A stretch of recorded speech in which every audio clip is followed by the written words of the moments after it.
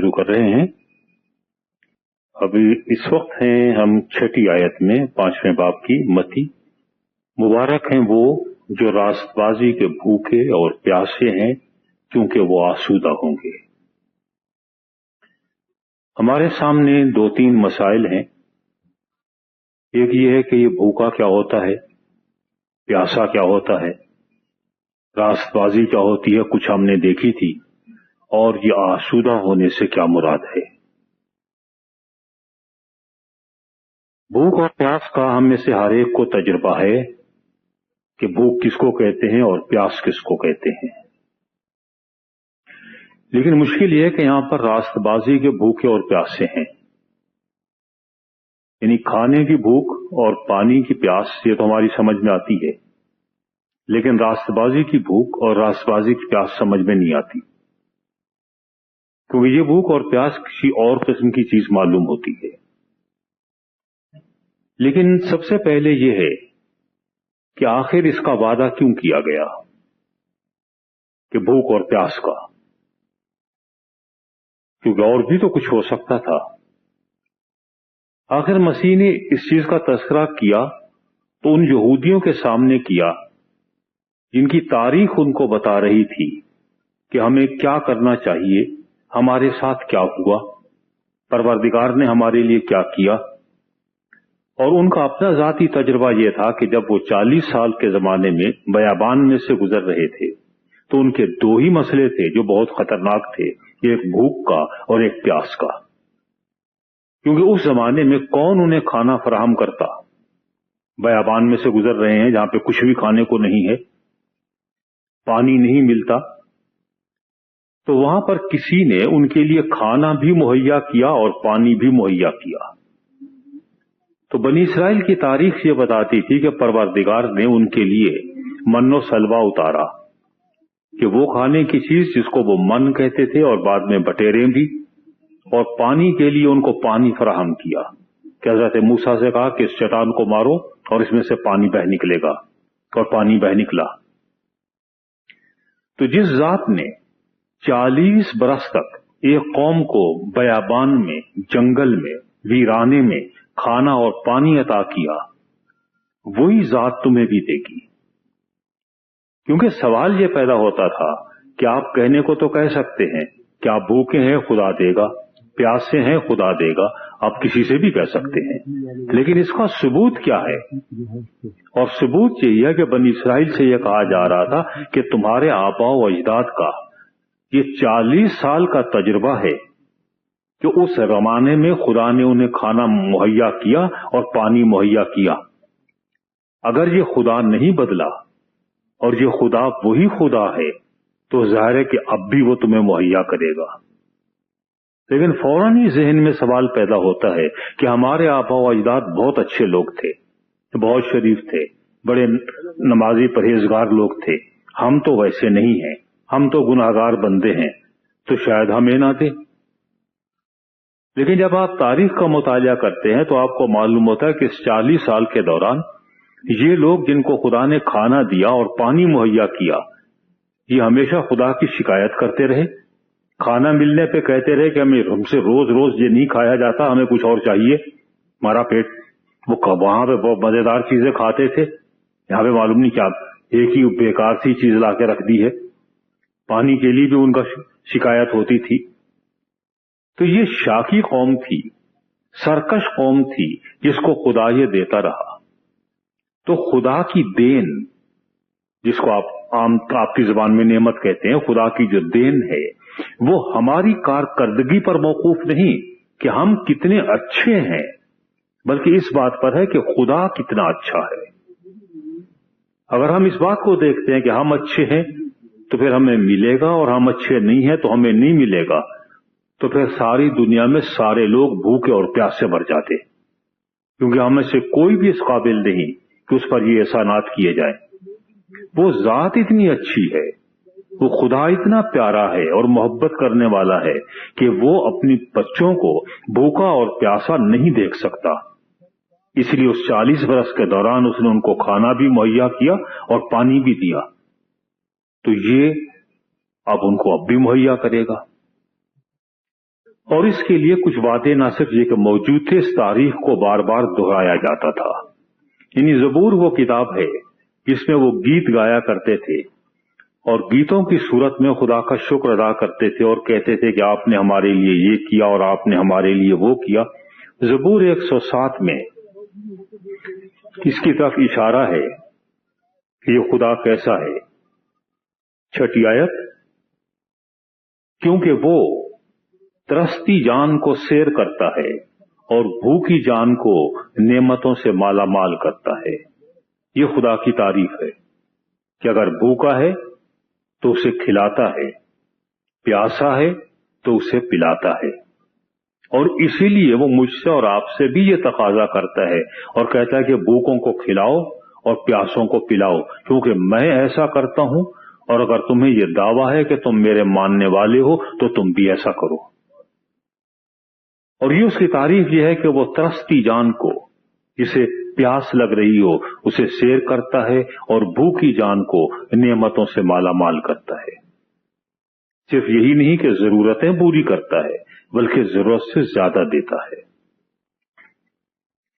اسی خدا کے بارے میں یسایہ نے بھی کہا 48:21 میں کہ یہ کیسا خدا ہے. کیونکہ مسیح ایسے ہی ہوا میں باتیں نہیں کر رہے تھے، بلکہ جن لوگوں سے کہہ رہے تھے وہ ان باتوں سے اور ان باتوں سے اچھی طرح سے واقف تھے. جب وہ ان کو بیابان میں لے گیا تو وہ پیاسے نہ ہوئے، اور اس نے ان کے لیے چٹان میں سے پانی نکالا. اس نے چٹان کو چیرا اور پانی پھوٹ نکلا. جہاں پر بھی تاریخ بیان کی گئی ہے. کیونکہ بات یہ ہے کہ جیسے آپ کسی ڈاکٹر کے بارے میں اگر آپ کو علاج کرانا ہو تو آپ لوگوں سے معلوم کرتے ہیں کیا اس کے پاس پہلے بھی کبھی کوئی مریض گیا ہے، پہلی دفعہ میں تو نہیں جا رہا. جو گئے کوئی ٹھیک بھی ہوا یا نہیں ہوا. جب لوگ کہتے ہیں کہ نصاب اس کے ہاتھ میں خدا نے شفا دی ہے، اس کے پاس لوگ جاتے ہیں ٹھیک ہو جاتے ہیں، تو آپ بھی کہتے ہیں اچھا میں بھی جاتا ہوں. تو یہاں بھی یہ تجربہ ہے. 40 برس کا تجربے کی بنا پر ہم یہ کہہ سکتے ہیں کہ اگر یہ خدا نے ان لوگوں کے لیے یہ کیا تو ہمارے لیے بھی یہ کر سکتا ہے. لیکن مسئلہ یہ تھا کہ یہاں پر کہ ان کی بھوک اور پیاس دوسری قسم کی تھی. ہماری بھوک اور پیاس جس کا ذکر کیا جا رہا ہے وہ دوسری قسم کی ہے، اور یہ تو ماضی کا تذکرہ ہے کہ صاحب ان کے لیے یہ کیا تھا. لیکن اگر کل کو مجھے بھوک لگے یا کل کو مجھے پیاس لگے تو کیا خدا پھر بھی ایسا ہی کرے گا؟ کیا اس کے لیے کوئی اس نے انتظام کر رکھا ہے یا نہیں کر رکھا؟ تو ہم ان وعدوں کے بارے میں دیکھتے ہیں جو آگے کے لیے ہیں. جو پیچھے والی باتیں ہم انہیں بھول جائیں، کیونکہ تاریخ میں جو کچھ ہوا ہو گیا. ہو سکتا ہے ہمارے ساتھ وہ نہ ہو. کل کو ہمارے ساتھ کیا ہوگا؟ کیا یہ خدا جو کل تھا اور جو آج ہے کل بھی ویسا ہی رہے گا یا بدل تو نہیں جائے گا؟ کہے کہ ٹھیک ہے میں نے تمہیں بہت کھلا لیا، اب جاؤ آرام کرو. میں نے بہت پلا لیا، اب خود اپنے لیے کوئی بندوبست کرو. اس کے لیے ہم پھر یسایہ میں جاتے ہیں 25:6 میں. کیونکہ میں یسایہ بار بار اس لیے پیش کر رہا ہوں کہ یسایہ اس خطبۃ الجبل کا بیک گراؤنڈ ہے میں، اور رب الافواج اس پہاڑ پر سب قوموں کے لیے فربا چیزوں سے ایک ضیافت تیار کرے گا، بلکہ ایک ضیافت تلچھٹ پر سے نتھری ہوئی مے سے، ہاں فربا چیزوں سے جو پرمغز ہوں اور مے سے جو تلچھٹ پر سے خوب نتھری ہوئی ہو. کہ یہ ایک ضیافت کا اہتمام کرے گا خدا، کہ لوگوں کی دعوت کرے گا. صرف یہی نہیں ہے کہ ان کو کھلائے گا کہ جیسے آپ غریب کو یا کسی فقیر کو دے دیتے ہیں، بلکہ آپ نے دیا اور آتے ہیں اچھا پاپا بس اتنا ہی آپ معاف کرو، بلکہ آپ کی دعوت کرے گا اور آپ کو اپنے گھر بلائے گا. اور مسیح نے بھی اس کی طرف اشارہ کیا کہ جب وہ دن آئے گا تو بہت سارے لوگ حضرت ابراہیم علیہ السلام کے ساتھ، حضرت یعقوب علیہ السلام کے ساتھ، حضرت اسحاق علیہ السلام کے ساتھ بیٹھے ہوئے تو اس دعوت میں شریک ہوں گے. تو یہ اہتمام ہے، اس سے انکار نہیں کیا جا رہا. پھر اسی کے 41ویں باب میں یسایہ کے مزید کہا گیا ہے 8ویں آیت سے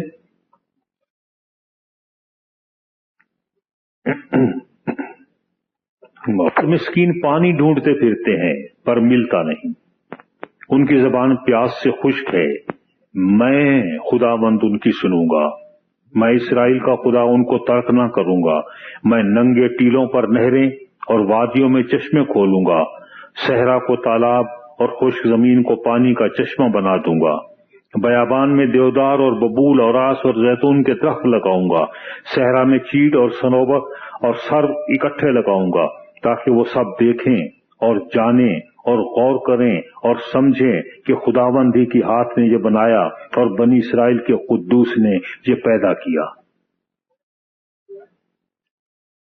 یعنی یہ مستقبل کا وعدہ ہے کہ صرف یہی نہیں کہ پانی دیا جائے گا، بلکہ اس کے ساتھ آپ کو فروٹ بھی مہیا کیا جائے گا، آپ کے سائے کے لیے پیڑ بھی لگائے جائیں گے، آپ کو سارا آرام مہیا کیا جائے گا۔ یہ وہ خدا ہے۔ یہاں تو ہم نے وعدے دیکھ لیے، لیکن اب مسئلہ یہ ہے کہ یہ راست بازی کی بھوک اور راست بازی کی پیاس کیسی ہوتی ہے۔ ایک راست بازی کے لفظ کا وہ استعمال ہے جو پولس نے کیا، اس کو بھول جائیے۔ ہم صرف متی کی انجیل میں دیکھتے ہیں کہ متی نے کیسے استعمال کیا ہے اور کس کس نے استعمال کیا۔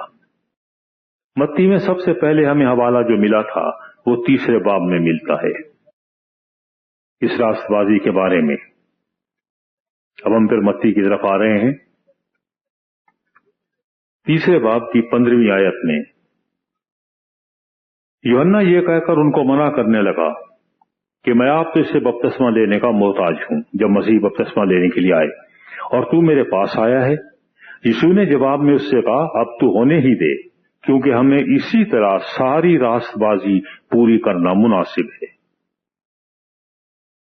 ظاہر ہے کہ یہاں پر راست بازی جو استعمال کیا گیا ہے وہ کسی کام کے لیے استعمال کیا گیا ہے کہ ہمیں کچھ کرنا ہے، کہ پروردگار کا تقاضا یہ ہے کہ حکم یہ ہے، اور اس حکم کو پورا کرنے کا نام راست بازی ہے۔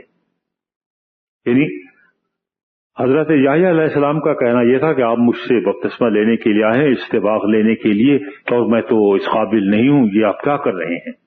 اور آپ نے کہا کہ کیونکہ خدا نے یہ حکم دیا ہے کہ میں اپنی خدمت کا آغاز اسی طرح سے کروں، تو لہذا راست بازی کا یا اس تقوی کا، بلکہ یوں کہیے کہ خدا کے حکم ماننے کا تقاضا یہ ہے کہ ایسا ہی کیا جائے۔ یہ پہلا استعمال ہے۔ دوسرا استعمال یہی 5ویں باب کی 6 آیت میں ہے کہ بھوکے، راست بازی کے بھوکے اور پیاسے۔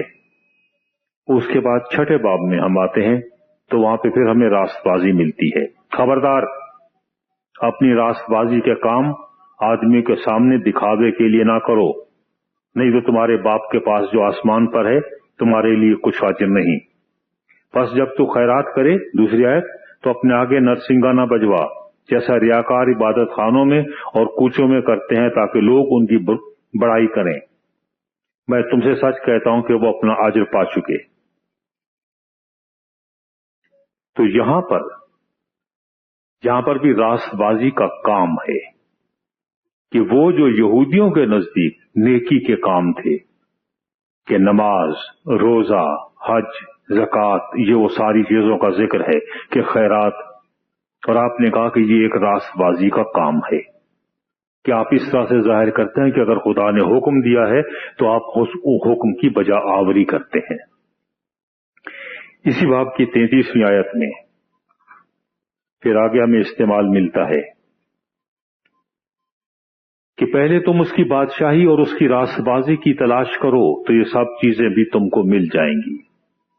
یہاں تھوڑا سا استعمال مختلف ہے، کیونکہ پہلے جو 2 استعمال تھے وہ انسانوں کے اعمال کے لیے تھے، کاموں کے لیے تھے کہ ہمیں اس طرح سے راست بازی کرنا پورا ہے، یہ راست بازی کے کام ہیں۔ لیکن خدا کی بادشاہی اور اس کی یعنی خدا کی راست بازی کی تلاش کرو، تو اب ہمیں آہستہ آہستہ معلوم ہو رہا ہے کہ راست بازی اگرچہ معلوم یہ ہوتا ہے کہ ہمارا کام ہے، لیکن یہ کسی بات کا جواب ہے، بنیادی طور پر یہ خدا کا کام ہے۔ اب خدا تو نیکی کا کام نہیں کرتا، وہ تو نماز نہیں پڑھتا، روزے نہیں پڑھتا رکھتا، نہ حج دیتا ہے کرتا ہے، نہ زکوٰۃ دیتا ہے، تو خدا کی راست بازی کیا ہوگی؟ کہ اس کی बादशाही की और उसकी रास्तबाजी की तलाश में रहो तो ये सारी चीजें तुम्हें मिल जाएंगी। तो यहां से तो कुछ पता नहीं चल रहा कि खुदा की रास्तबाजी कैसी है। ज़ाहिर है कि ये रास्तबाजी का काम नहीं है, बल्कि खुदा जो कुछ है वो सब का सब रास्तबाजी है। यानी अगर आप ये पूछना चाहें कि रास्तबाजी क्या है, राइचियसनेस क्या है, तो ये वो नहीं जो खुदा करता है, बल्कि जो खुदा है बुनियादी तौर पर। इसलिए अगर वो हमें रास्तबाज ठहराता है तो इसलिए कि हम उसके साथ एक जब रिश्ता रखते हैं तो उस ताल्लुक की बिना पर हम चूंकि उस जैसे बनने की कोशिश करते हैं तो हम में ये रास्तबाजी आ जाती है। अगला इस्तेमाल जो है और आखिरी, वो 21वें बाब की 32वीं आयत है। ये सिर्फ 7 दफा आया है इसमें मत्ती में। क्योंकि यूहन्ना रास्तबाजी के तरीके पर आया, तुम्हारे पास आया और तुमने उसका यकीन न किया, मगर महसूल लेने वालों और कसबियों ने उसका यकीन किया और तुम ये देखकर भी पीछे न पछताए कि उसका यकीन कर लेते। यानी पहला इस्तेमाल यूहन्ना बपतिस्मा देने वाले या हजरत याहया के हवाले से था। आखिरी इस्तेमाल भी हजरत याहया के हवाले से है कि वो रास्तबाजी के तरीके पर आया, लेकिन ये नहीं कहा कि वो रास्तबाजी आपको देता था। कोई शख्स आपको ये काम नहीं कर सकता आपके साथ, सिर्फ वही जिसका बीच में जिक्र आया है, क्योंकि आपको मालूम है कि ये 7 हवाले हैं और यहूदी तरीक़ाकार से अगर आप 3 हवाले इधर के निकाल दें, मत्ती 3, 15, 5, 6, 10, 1 और 10, 20 भी बीच में एक 5, 20 भी रह गई थी, मैं वो भी पढ़ देता हूं, एक और हवाला रह गया है, सॉरी।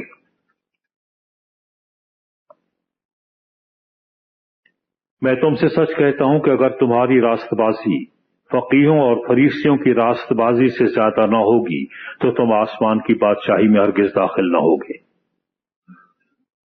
यह और इंसानों के हवाले से इस्तेमाल किया गया है कि कुछ वो हैं जो उलमाए कराम हैं, उनकी रास्तबाजी है, उनके नेक अमाल हैं, खुदा के रास्ते पर चलने का उनका तरीका है। अगर तुम सिर्फ वहीं तक रहे तो तुम्हारे लिए कोई इम्कानात नहीं है, इससे आगे बढ़ना है।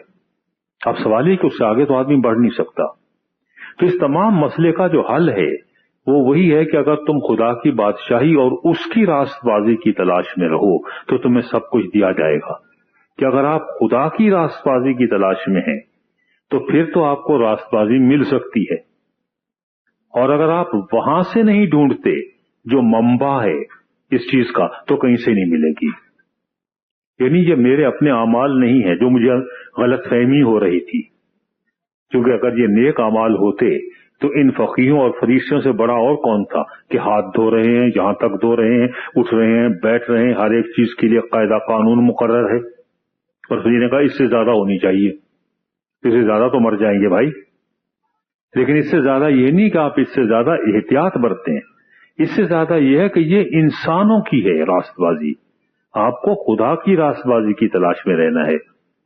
तो इस इस्तेमाल की रोशनी में जब मसीह ने कहा कि जो रास्तबाजी के भूखे और प्यासे हैं, इसका मतलब ये नहीं है जो अपनी रास्तबाजी कायम करने के लिए तड़पते हैं, बल्कि खुदा की रास्तबाजी के लिए तड़पते हैं, उसके लिए भूखे और प्यासे हैं।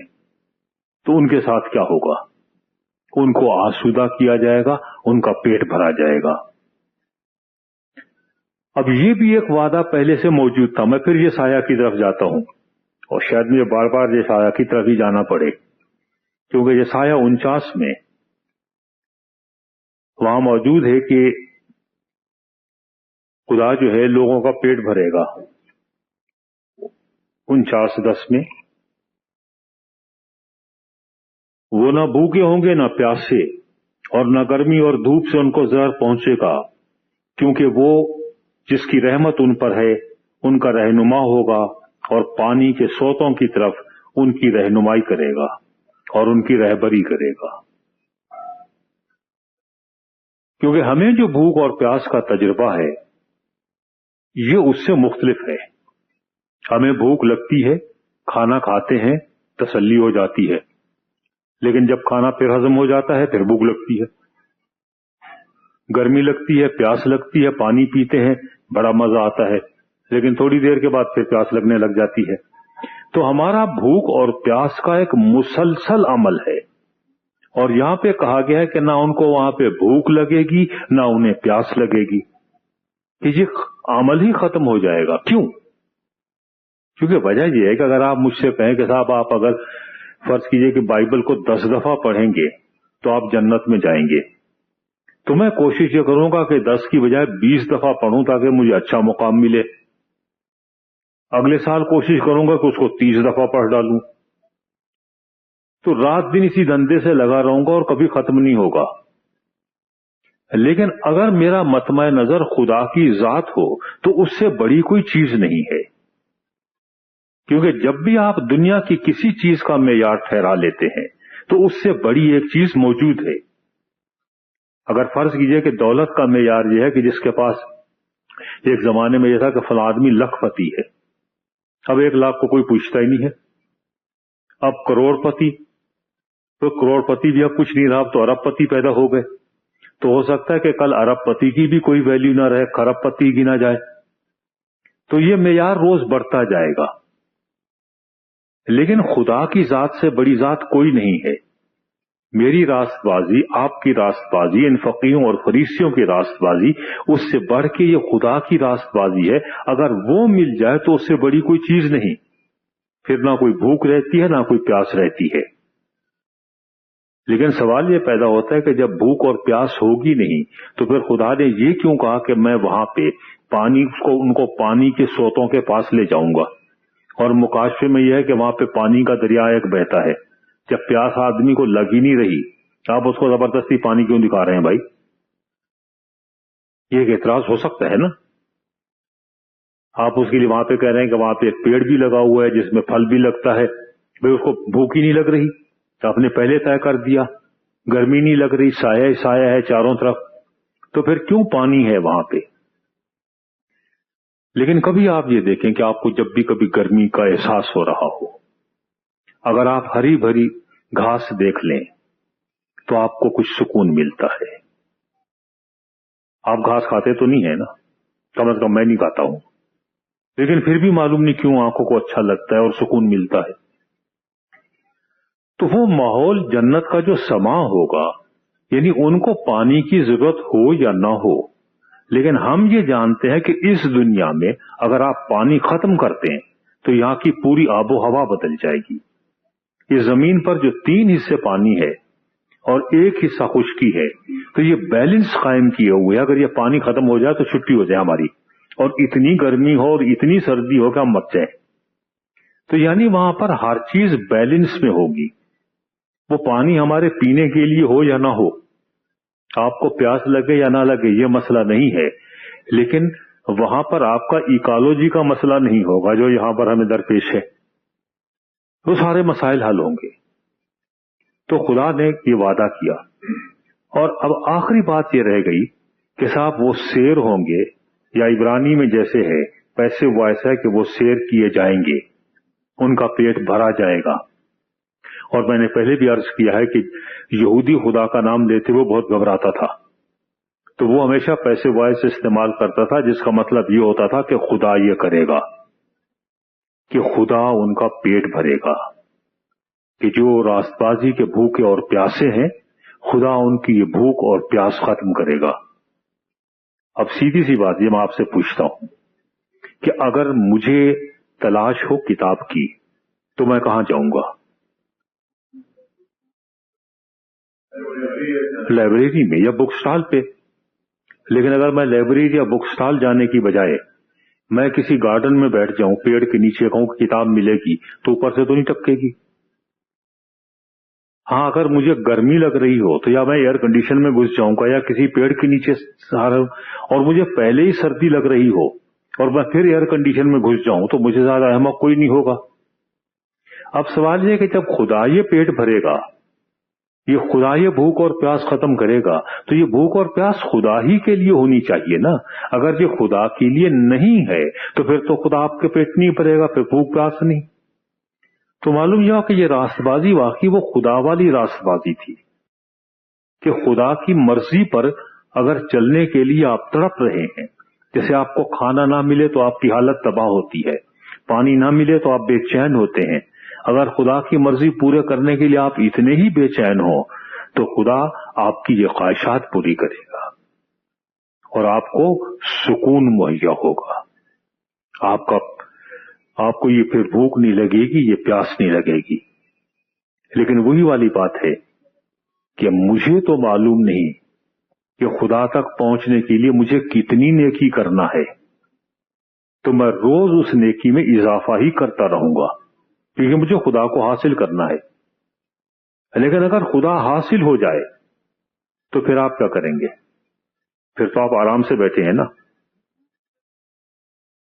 جب تک مجھے کتاب نہیں ملتی تو میں کتاب کے لیے بے چین ہوں، ہر بک سٹال پہ جا رہا ہوں، لائبریری میں جا رہا ہوں۔ جب مجھے کتاب گھر بیٹھے مل جائے تو پھر کتاب بھی مجھے مل جائے، میں اس کو پڑھ بھی سکتا ہوں، پھر بھی میں لائبریریوں کے چکر لگاتا رہوں۔ آپ نے عجیب پاگل آدمی ہے بھائی، جس کتاب کی تلاش تھی وہ تمہارے گھر پہنچ گئی، تمہیں کتاب کی تلاش میں نہیں جانا پڑا۔ تو یہاں پر بھی مسیح یہی کہہ رہے ہیں کہ یہ جو ہے یہ خدا خود ہی آ کے تمہارا پیٹ بھرے گا، خود ہی تمہاری پیاس بجھائے گا، تمہیں اس کے پیچھے مارا بھاگنے کی ضرورت نہیں ہے۔ دنیا میں آپ روٹی کے پیچھے بھاگتے ہیں، دنیا میں آپ پانی کے پیچھے بھاگتے ہیں، لیکن جیسے بنی اسرائیل کو اس بیابان میں خدا نے روٹی بھی وہی مہیا کی جہاں لوگ تھے اور پانی بھی وہی مہیا کیا۔ یہ نہیں کہا ٹھیک ہے فلاں جگہ ہے وہاں کھانا ملتا ہے وہاں چلے جاؤ، لنگر کھلا ہے جاؤ۔ یہ نہیں کہا پانی کا چشمہ فلاں جگہ ہے، وہیں پہ پانی مہیا کر دیا۔ تو جو خدا آپ کو اتنی تکلیف نہیں دیتا کہ آپ سے کہے کہ دوسری جگہ جاؤ اور وہیں پہ رزق فراہم کر دیتا ہے، تو اگر آپ کو یہ بھوک اور پیاس ہوگی تو آپ کی بھی بھوک اور پیاس وہی مٹائے گا۔ اور جب آپ خدا کے لیے بھوکے اور پیاسے ہوں گے تو خدا آپ کے پاس آئے گا، آپ خدا کے پاس نہیں جائیں گے۔ تمام مذاہب کی خرابی یہی ہے کہ دنیا کے سارے مذاہب، اور اس میں عیسائیت بھی شامل ہے، اگر عیسائیت کو مذہب کی شکل ہے اور کچھ لوگوں کے نزدیک عیسائیت مذہب کی شکل ہے، اس میں بھی یہی خرابی ہے کہ آپ خدا کی تلاش میں پھرتے ہیں، لیکن بائبل یہ کہتی ہے کہ خدا آپ کی تلاش میں پھرتا ہے۔ یہ نہیں ہے کہ وہ ایک جگہ کہیں چھپ کے بیٹھا ہے اور آپ کو ڈھونڈنا ہے، بلکہ وہ آپ کو ڈھونڈنے کے لیے نکلا ہے۔ خود مسیح نے یہ کہا تھا کہ میں اس دنیا میں اس لیے آیا ہوں کہ وہ لوگ جو کھو گئے ہیں میں انہیں ڈھونڈوں۔ تو وہ ڈھونڈنے کے لیے آ رہا ہے، تو وہ آپ کی تلاش میں، آپ اس کی تلاش میں نہیں ہیں۔ پھر آپ یہ کہیں گے عہد عتیق میں یہ تو کہا گیا ہے کہ تم میرے طالب رہو، مجھے تلاش کرو، مجھے ڈھونڈو، تو مسیح نے الٹا کیوں کام کر دیا؟ بات یہ ہے کہ یہی کہا گیا تھا کہ تم میرے تلاش میں رہو، میرے طالب رہو، تو تمہیں معلوم ہوگا کہ میں پروردگار ہوں۔ یہ نہیں کہا کہ تم مجھے پالو گے، تو تمہیں یہ احساس ہوگا کہ میری تلاش میں جب نکلے ہو تو میں پہلے سے تمہاری تلاش میں تھا، صرف ہوا یہ ہے کہ میں ادھر سے آیا تم ادھر سے آئے۔ تو میں تو تمہیں پہلے ڈھونڈتا پھر رہا تھا کہ کہیں گھر سے باہر تو نکلو، کہاں چھپے پڑے ہو، تم ہی نہیں نکل کے دے رہے تھے۔ تو خدا ہماری تلاش میں ہے، وہ کہیں چھپا ہوا نہیں ہے، ہم چھپے پھر رہے ہیں اس سے۔ ہماری بھوک اور پیاس مٹانے کے لیے وہ تو پانی لے کے پھر رہا ہے، وہ کھانا بھی لے کے پھر رہا ہے، وہ ساری راست بازی لے کے پھر رہا ہے، لیکن ہم ہی نہیں نکل رہے، ہمیں ڈر لگ رہا ہے کہ باہر نکلیں گے تو معلوم نہیں کیا ہو جائے گا۔ تو کہہ رہا ہے کہ میں تمہیں یہ کھانا فراہم کروں گا۔ اب میرے ذہن میں ایک اور سوال پیدا ہوتا ہے کہ صاحب آپ بہت فیاض ہیں، آپ کھانا بھی دیں گے، آپ پانی بھی دیں گے، لیکن میرا تجربہ بہت تلخ ہے۔ لوگ کہتے ہیں آپ سے کہ صاحب میں آپ کا یہ کام کر دوں گا، کوئی بات نہیں، یہ کون سی بات ہے، چلیے۔ آپ دیکھتے ہیں عہد عتیق میں ایک مثال ہے کہ جب حضرت ابراہیم علیہ السلام کی زوجہ محترمہ حضرت سارہ کا انتقال ہو گیا تو انہوں نے کہا بھائی مجھے اپنی بیگم کو دفن کرنا ہے، جگہ چاہیے۔ تو انہوں نے کہا ٹھیک ہے کوئی بات، کہیں بھی آپ دفن کر دیں، کوئی بات نہیں۔ انہوں نے کہا صاحب مجھے یہ زمین چاہیے، یہ والی، یہ غار، اس میں دفن کروں گا۔ صاحب آپ لے لیں۔ انہوں نے کہا بھائی میں خریدنا چاہتا ہوں۔ صاحب خریدنے کیا بات ہے، آپ لے لیں۔ کہا نہیں صاحب مجھے بتائیں۔ آپ دیکھیں ہم اور آپ دوست ہیں، تو 400 چاندی کے سکے کون سی بات ہے، دوستوں میں کوئی بات ہوتی ہے؟ تو ہمارا طریقہ کار تو یہ ہے کہ پہلے ہم کہتے مفت ہے، کہیں آخر میں تو ایسا نہیں ہوگا کہ پیسے نکالو، کھانا کھا کے بیٹھے ہو، پانی پی کے بیٹھے ہو، پیسے نکالو، ہم کہاں سے دیں گے؟ اس لیے آپ یہ دیکھتے ہیں کہ بالکل آخر میں جب ہم مکاشفے میں پہنچتے ہیں اور وہاں پر اسی مفت کا ذکر موجود ہے کہ یہ سب کچھ انہیں مفت دیا جائے گا، کہ روح اور دلہن کہتی ہے کہ آ، اور سننے والا بھی کہے آ، اور جو پیاسا ہو وہ آئے، اور جو چاہے آب حیات مفت لے۔ اس کے ساتھ کوئی ٹیگ نہیں لگا ہوا، یہ فارن ایڈ نہیں ہے کہ آپ کو ہم یہ دے رہے ہیں تو آپ کو یہ کرنا ہوگا، یہ اللہ میاں کی ایڈ ہے، اس میں کوئی ٹیگ نہیں لگا ہوا، کوئی شرائط نہیں ہے، یہ مفت ملتا ہے، آپ کو کچھ نہیں کرنا، یہاں تک کہ آپ کو نیک اعمال بھی نہیں کرنا ہے، وہ آپ شکرانے کے طور پر کرتے ہیں کہ آپ نے یہ احسان کیا تو آپ کی مہربانی، ہم آپ کو سجدہ کرتے ہیں، ہم آپ کی تعریف کرتے ہیں، آپ نے جو پیغام بھیجا ہم اس کا مطالعہ کریں گے تاکہ اس معیار پر اور پورے اتر سکیں، لیکن وہ شکرانے کے طور پر ہے، احسان مندی کے طور پر ہے، سودے بازی کے طور پر نہیں ہے، وہ مفت دیتا ہے۔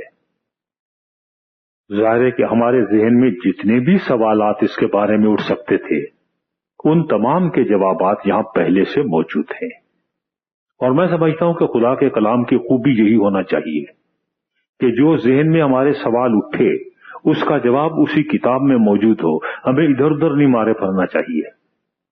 اگر ہمارے ذہن میں جو بھی سوال اٹھتے رہے ان کا جواب یہیں پر موجود تھا، اور یہ آخری وعدہ ہے۔ اب جب کتاب ختم ہو رہی ہے تو اس کے بعد یہ ہے کہ جو چاہے آئے، آب حیات زندگی کا پانی مفت لے۔ کیونکہ ایک مسئلہ تھا، سوال تھا جس کا میں نے ذکر نہیں کیا، اور وہ یہ تھا کہ ٹھیک ہے آپ نے بھوک بھی میری مٹا دی، آپ نے میری پیاس بھی مٹا دی، آپ میرے پاس بیٹھ بھی گئے، لیکن ہم انسان ہیں، آپ تو خدا ہیں، آپ کو تو موت نہیں ہے۔ بالکل صحیح ہے، میں تو انسان ہوں، میں کل کو مر جاؤں گا تو میرا رشتہ تو آپ سے ختم ہو گیا نا۔ اسی لیے کہا کہ آب حیات یہ زندگی کا پانی ہے، یہ رشتہ ٹوٹنے والا نہیں ہے، موت بھی اس رشتے کو ختم نہیں کر سکتی، یہ وہ رشتہ ہے جو کہ قائم و دائم ہے۔ آپ مرنے کے بعد بھی یہ خدا سے الگ نہیں ہو سکتے اگر ایک دفعہ اس کے ساتھ جڑ گئے تو، لیکن شرط یہی ہے کہ جو پیاسا ہو اور اسے اپنی پیاس کا احساس ہو وہ آئے اور یہ پانی لے لے، یہ آب حیات لے لے۔ یہاں پہ چشمے کھلے ہیں، یہاں پہ کوئی اس کے اوپر پہرا نہیں بٹھایا گیا، یہاں پہ کوئی ڈنڈے بردار نہیں کھڑے ہوئے جو آپ کو ماریں گے، لیکن آپ آئیں تو صحیح، پانی موجود ہے، لیکن آپ کو پیاس کا احساس ہونا چاہیے۔ اس لیے مسیح نے یہ کہا کہ جو بھوکے اور پیاسے ہیں انہیں یہ احساس ہے کہ ہمیں خدا کی مرضی پوری کرنا ہے، اور جب تک پوری نہیں کرتے ہماری حالت ویسی ہی بے چینی رہتی ہے جیسے بھوک اور پیاس میں ہوتی ہے۔ یہ کیفیت آپ کی ہونا چاہیے، کیونکہ کچھ لوگ ایسے بھی ہوتے ہیں جنہیں بھوک کا احساس نہیں ہوتا۔ جب آپ سو جاتے ہیں آپ کو بھوک کا احساس ہوتا ہے؟ سو رہے ہیں؟ پیاس کا احساس ہوتا ہے؟ نہیں، جب اٹھتے ہیں تب محسوس ہوتا ہے۔ مرے ہوئے آدمی کو بھوک لگتی ہے، پیاس لگتی ہے۔ یہ زندہ اور جاگتے آدمی کی نشانی ہے کہ اس کو بھوک اور پیاس لگتی ہے۔ اگر آپ مسیح میں زندہ ہیں اور جاگتے ہیں، مردہ مسیحی نہیں ہیں اور سوئے ہوئے مسیحی نہیں ہیں، تو پھر آپ کو بھوک اور پیاس لگے گی۔ اگر بھوک اور پیاس نہیں لگتی تو یا تو آپ مردہ مسیحی ہیں اور یا پھر آپ سوئے ہوئے مسیحی ہیں، اور مردہ مسیحی نام کی کوئی چیز نہیں ہوتی۔ یہ کانٹرڈکشن ان ٹرمز ہے کہ مردہ بھی ہو اور مسیحی بھی ہو۔ اگر آپ مسیحی ہیں تو آپ پھر زندہ ہیں، پھر مردہ نہیں ہیں۔ یہ دونوں چیزیں ایک ساتھ جمع نہیں ہو سکتی۔ تو اگر آپ میں دونوں خوبیاں موجود ہیں کہ آپ کو احساس ہو رہا ہے آپ جاگ بھی رہے ہیں اور زندہ بھی ہیں، تو پھر اس پیاس کے بارے میں آپ پریشان نہ ہو، وہ آپ کی یہ پیاس دور کرے گا۔ اور مبارک ہیں وہ لوگ جنہیں اس بات کا احساس ہے کہ ہم بھوکے ہیں، ہم پیاسے ہیں، और हम अपनी भूख नहीं मिटा सकते, हम अपनी प्यास नहीं मिटा सकते। एक ऐसी जात मौजूद है जो भूख मिटाती है, एक ऐसी जात मौजूद है जो प्यास मिटाती है, और वो जात हमारी भूख और प्यास मिटा सकती है और कोई नहीं मिटा सकता। अगर हमें ये एहसास हो जाए तो फिर तो है हम मुबारक, फिर तो वाकई हम मुबारकबाद के लायक। लेकिन अगर ये एहसास ना हो तो फिर तो हम मुर्दा हैं, और मुर्दा आदमी को कोई मुबारक नहीं कहता। क्यों मुबारक हो भाई, आप मर गए, तो कोई भी नहीं कहता। हाँ, यह है कि किसी के यहाँ बच्चा पैदा हो, आप कहते हैं आपको मुबारक हो। अगर आप किसी घर जाके कहें कि साहब हमें वो मालूम हुआ कि आपके वालिद मोहतरम का इंतकाल हो गया, मुबारक हो, तो आपका जो हाशिर करेगा आप देखिए क्या होता है। मरने पे कोई मुबारक नहीं देता, जिंदों की मुबारक दी जाती है, मरने की नहीं होती। तो अगर ये मुबारकबाद के लायक है तो इनका जिंदा होना शर्त अव्वल है। अगर मरे हुए हैं तो कोई मुबारक के लायक नहीं। तो अगर आप जिंदा है, हम आज जिंदा है और हम जाग रहे हैं, तो फिर हमें ये एहसास होगा। और अगर हमें ये एहसास हो तो उसके साथ फिर हमें ये यकीन होना चाहिए कि ऐसी जात मौजूद है जो हमारी ये जरूरत पूरी कर सकती है, और ये उसका वादा है कि ये मैं जरूर करूंगा, ये ऐसा होगा। ये मेरा जिम्मा है, तुम्हारा जिम्मा नहीं है। तुम्हारा जिम्मा सिर्फ भूखा और प्यासा होना है, मेरा जिम्मा तुम्हारी भूख और प्यास मिटाना है। तो हम अपना होमवर्क खुद करें, भूखे और प्यासे हों उसकी रास्तबाजी के लिए, और उसका होमवर्क उस पर छोड़ दें कि वो हमारी भूख और प्यास मिटाए। हम उल्टा काम करते हैं कि खुदा का होमवर्क हम करते हैं और अपना होमवर्क उसको दे देते हैं कि हमें भूखा और प्यासा होना होता है, हम कहते हैं ये हो, और वो कहता है मैं तुम्हारी भूख और प्यास मिटाऊंगा, और हम अपनी नेक अमाल से और कोशिशों से उसको उठाने की कोशिश करते हैं। तो अगर हम ये हरकत छोड़ दें तो फिर तो वाकई हम मुबारकबाद के लायक हैं, वरना हम नहीं है। शुक्रिया।